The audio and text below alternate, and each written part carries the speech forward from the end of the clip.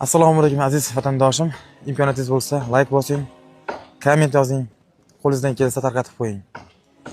Kechagi kun bitta oilaga mudhish, juda ham ayanchli holat olib keldi.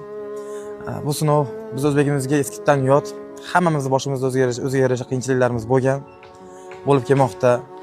Musofirda yurganlar, shu yerda turib yetim qolganlar, qancha biz o'zbegimizning boshidagi muammolarni o'zimiz juda yaxshi bilamiz.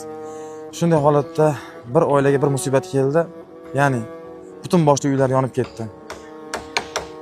Shunday holatda e'tiborsiz qoldirmagan holatda qo'lingizdan kelgani komment yozish, tarqatib qo'yish.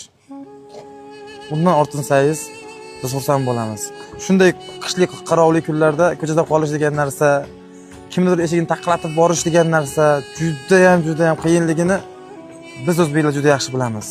Qiyinchilik qon-qonimizga singib ketgan.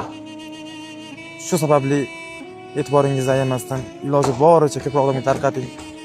Ehsoningiz bo'lsa 1000 so'm, bo'lmasa 2000 so'm. Ortmasangiz shu biz aytgan gap. Like bosing, ko'proq odam ko'rishiga sababchi bo'ling, bo'ldi. Mana ko'ryapsiz, qo'lidan kelgan insonlar hasharda. Qo'ldan kelgani hech bo'lmasa boshimizda turibdi, yosh katta ulug'lar. Biz o'zbeklarga bu begona emas. Juda yaxshi bilamiz. Hammangizni qo'llagingiz keladi. Hammangizni qo'llagingiz keladi. Baribir buni tushunadi. O'zbegim shunaqa kunda teskari qaramasdan qarang, qancha aholi moddiy bo'lmasa-da, hech bo'lmasa mehnat yo'nalishi bo'yicha yordam beryapti shu oilaga.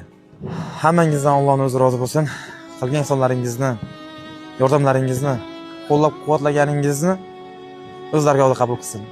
Hammangizga kattakon rahmat.